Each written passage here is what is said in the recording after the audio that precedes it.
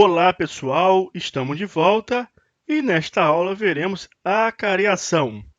É o meio de prova mais fácil de você estudar. Questões sobre acariação não tem como errar em concurso público. Se você errar, vai estar numa situação muito ruim, porque as questões, elas são sempre as mesmas. Eu vou dizer exatamente quais são as questões que caem na prova. Não tem outra coisa para ser cobrado de acariação. Se for errar uma questão em concurso público, erre questões difíceis, porque questão desse tipo aqui vai te deixar prejudicado na lista de classificação. Então vamos em frente, veremos pessoas sujeitas a fazer essa acariação. Direito ao silêncio e nemo tenetur sed tegere. A pessoa pode alegar o direito à não autoincriminação para não se submeter à acariação. Veremos isso também. Princípio da economia processual. Eu vou trabalhar um dispositivo de acariação com vocês e eu vou falar, olha aqui, ó, princípio da economia processual. Aí você não vai lembrar desse texto da lei que é cobrado na literalidade. A acariação por videoconferência, já falamos na aula passada, está aqui só para você lembrar dessa possibilidade. E a jurisprudência é a nossa ferramenta de otimização do conhecimento. A acariação é um meio de prova nominado, está previsto no livro 1 do processo em geral, no CPP, título 7 da prova, capítulo 8. Somente conta com 2 artigos, bem tranquilo de estudar. E você precisa conhecer o artigo 400 também, quando você trabalha qualquer meio de prova, porque aqui traz o rol sequencial e a dinâmica da instrução com relação aos meios de prova. Então a cariação está aqui, ó. Ela vem após a oitiva das testemunhas e do ofendido. Por isso que ela está situada topologicamente nesse momento aqui da instrução. Haja vista que se o ofendido ou as testemunhas tecerem declarações conflitantes entre si, aí vem aqui esse meio de prova, a acariação, para confrontar e apurar quem está dizendo a verdade. Ah, professor, mas eu li, eu sei também da prática que o acusado também pode ser submetido a este meio de prova aí, a acariação. E por que então que ele vem por último? Nós já estudamos isso. Para se respeitar o sistema acusatório devido ao processo legal, o direito à ampla defesa e o contraditório que tem que ser exercido da forma mais plena possível na seara criminal, a defesa sempre tem que falar por último. Por isso que o interrogatório acontece por último. Mas se você quiser, logicamente, fazer um vínculo com esse meio de prova acariação, melhor seria que o interrogatório tivesse antes aqui, mas isso violaria a Constituição. Então, o interrogatório do acusado vem por último, mas, logicamente, para a acariação seria melhor que ele falasse antes e a acariação ficasse por último. Entretanto, existe um outro motivo também de não se dar muita importância à acariação com o réu, apesar disso ser possível, porque o réu, o corréu, os acusados em geral, eles podem manifestar a sua versão dos fatos e até mentir, não tem que fazer compromisso, nem tem obrigação de falar a verdade, não prestam compromisso. Então é um meio de prova, muitas vezes, que não tem muita efetividade com relação ao acusado. Então ele deixa ele ali por último, apesar de haver a possibilidade de acariação entre acusados. Mas na prática, na grande maioria dos casos, o juiz até indefere esse pedido porque não tem muita efetividade pelos motivos que eu falei. Então anota aí, pessoal. Primeira questão de prova que, se for cobrado a acariação, as chances de cair são imensas. É quem estão sujeitos a esse meio de prova. É todo mundo. Vítima, ofendido, testemunhas e acusados. Entre si. Todos eles e entre si. Acontece que, com relação ao acusado, a eficácia de utilização desse meio de prova e também entre acusados, entre eles, é muito pequena. Então não é muito utilizado na prática, apenas em casos muito específicos. E isso está previsto literalmente de forma expressa no artigo 229 do CPP. A acariação será admitida entre acusados, entre acusado e testemunha, entre testemunhas, entre acusado ou testemunha e a pessoa ofendida, e entre as pessoas ofendidas. Todo mundo entre si, sempre que divergirem suas declarações sobre fatos ou circunstâncias relevantes. E como é feita a cobrança de perguntas com relação a esse dispositivo? As bancas de concurso fazem paráfrase do texto ou ficam excluindo algumas pessoas aqui dos sujeitos a este meio de prova. Então basta você mentalizar que cabe a cariação com relação a todos, entre si. E aí você se guarnece desse pensamento de segurança e fica preparado para qualquer tipo de pegadinha na prova. Você sabe que é todo mundo entre si, então se estiver faltando alguém ou se tiver pessoas a mais, você sabe que a questão vai estar errada. Ou se estiver limitando a cariação, dizendo que não pode ser todo mundo entre si, aí você também já sabe que está errado. Então o norte é sempre lembrar, a cariação cabível entre todos entre si, todos aqueles que falam de alguma forma no processo, que estão relacionados diretamente com a causa, acusados, ofendidos, vítimas e testemunhas. Outra questão de prova corriqueira acerca de acariação é a banca de concurso explorar de alguma forma o seu conhecimento acerca do cabimento da acariação na fase de inquérito policial. Cabe também a atribuição do delegado de polícia efetivar a cariação. Trata-se de um ato de investigação e não um ato de prova. É uma prova realizada na fase extrajudicial. O juiz não pode utilizar essa cariação lá do inquérito policial para fundamentar um decreto, como vimos nos termos do artigo 155 do CPP. Então, tudo que trabalhamos com relação a essa temática, na aula passada, você traz aqui para a cariação, com relação à fundamentação do juiz, com base em elementos exclusivos do inquérito, não pode, aquela situação de corroborar essa prova da fase administrativa na fase processual. Então, tudo que trabalhamos acerca disso, com relação ao reconhecimento de pessoas e o laudo pericial, você também opera aqui com relação a essa cariação feita pela autoridade policial. Agora, para efeito de prova, a banca de concurso quer saber, com relação à acariação, se o delegado de polícia também pode fazer. Pode. Então é cabível tanto na fase administrativa quanto na fase processual. Agora, olha essa jurisprudência aqui, apenas para ratificar aquele entendimento prático acerca da acariação entre réus acusados. Requerimento à cariação entre o paciente e o corréu, decisão motivada, inexistência de cerceamento do direito de defesa.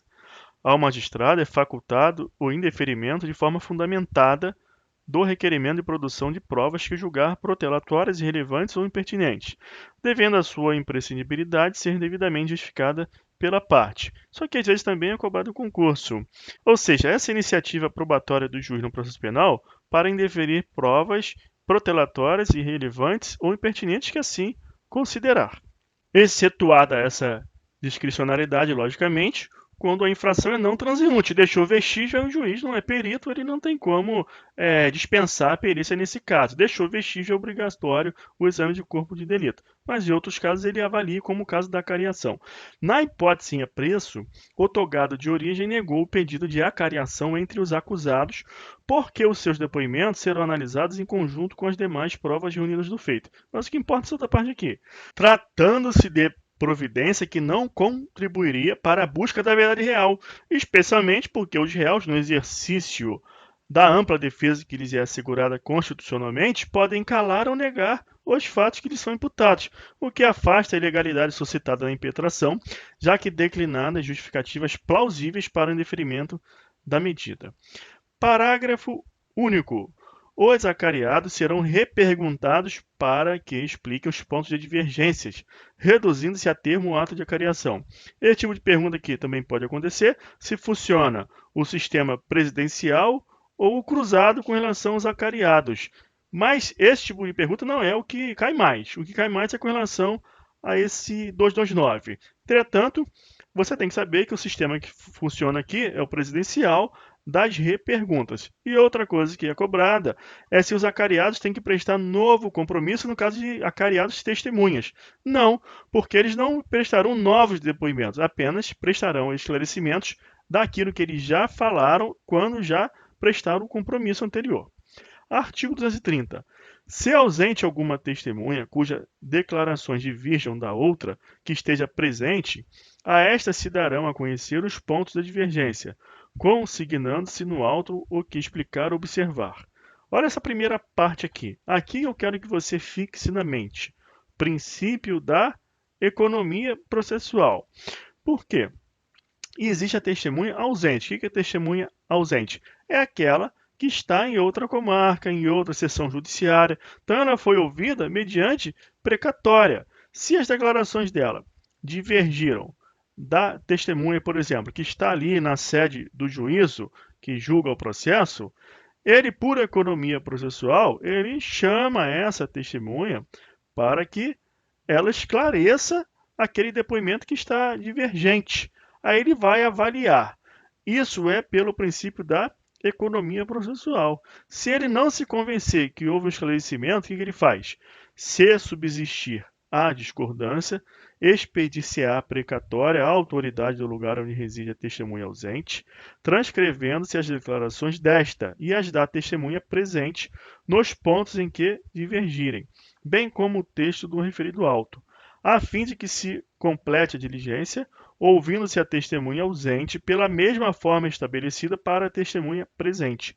Esta diligência só se realizará quando não importe demora prejudicial ao processo e o juiz entenda conveniente.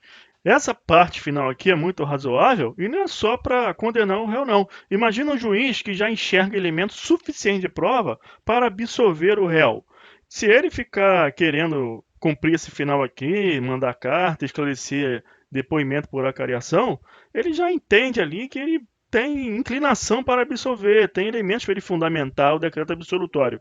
Isso aqui vai atrasar muito, não é conveniente. Aí ele vai indeferir, não vai fazer isso, não vai cumprir essa diligência.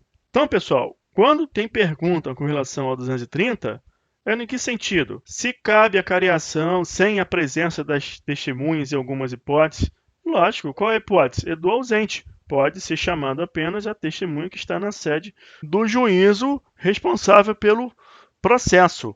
Outra pergunta que cai é que se no caso da precatória, se o juiz só precisa anotar os esclarecimentos prestados pela testemunha que estaria na sua sede.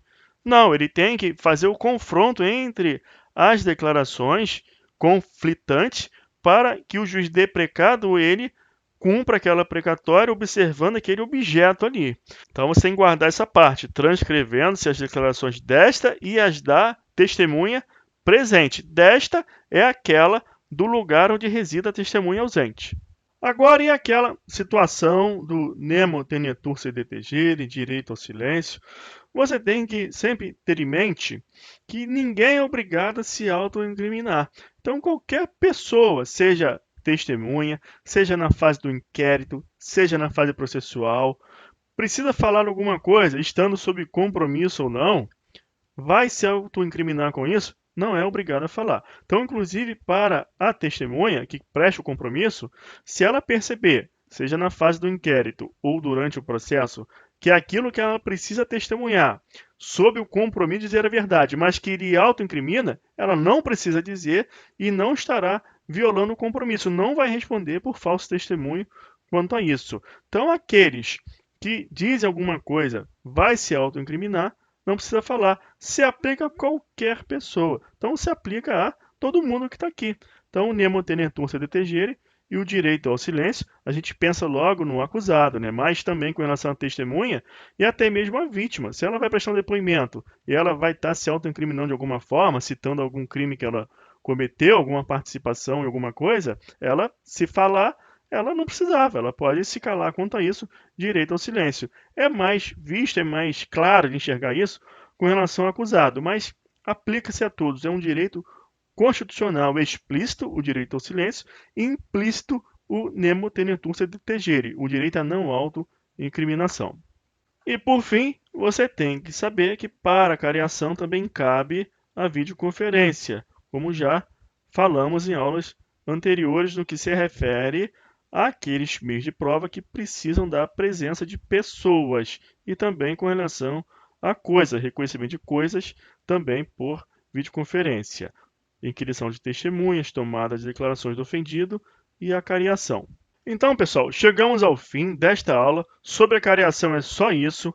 Assiste o vídeo de novo, anota aquilo que eu falei que é pergunta de prova e nem se preocupa mais com a cariação. vai se concentrar em outro assunto, porque a cariação é aquilo que você tem que falar. Isso aí eu vou acertar, acabou, não tem outro tipo de questão. Se cair algo diferente, será novidade. Muito difícil ter algo diferente do que eu falei aqui. Então, até a próxima aula. Um abraço, vamos em frente.